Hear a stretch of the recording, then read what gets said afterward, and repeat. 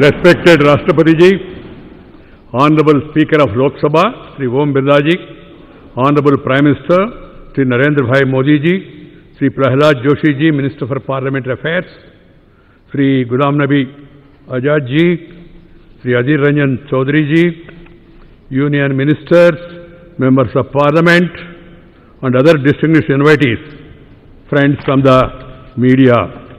At the outset, I wholeheartedly extend my felicitations to the people of our country on this happy occasion of the 70th anniversary of adoption of the Constitution of India, an important milestone in the march of our country towards emerging as a sovereign, socialist, secular and democratic republic.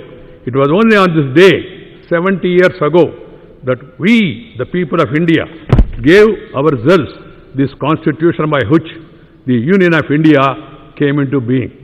Our constitution is not a static sculpture cast in stone, but a living document. A document that was shaped by some of India's finest minds and sensitive hearts. It is a document that we constantly engage with, trying constantly to shape our polity and governance in consonance with the spirit of this document. The fact that we have amended this document 103 times shows how actively we ensure that its relevance is not diminished in a country that is transforming itself very rapidly. On this occasion, I pay my tribute to the millions of freedom fighters who gave their lives to make us free citizens of independent India, the members of the Constituent Assembly, and in particular, Dr. Baba Saheb Ambedkar for giving us this constitution, the longest written constitution in the world.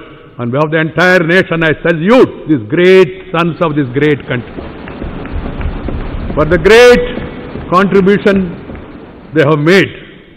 It took almost 3 years to complete this formidable task.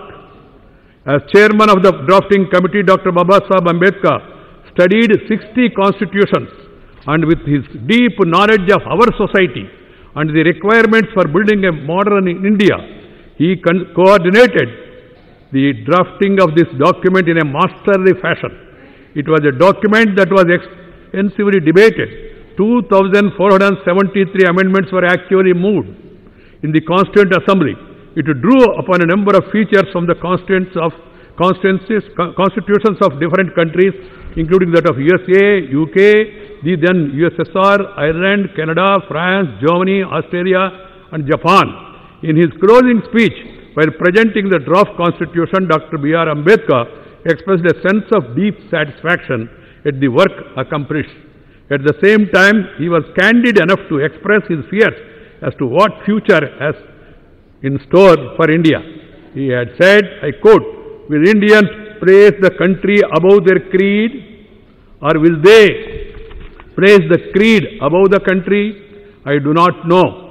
But this much is certain, that if the parties place creed above the country, our independence will be put in jeopardy a second time and probably be lost forever. This eventually we must all resolutely guard against. We must be determined to defend our independence with the last drop of our blood." Unquote.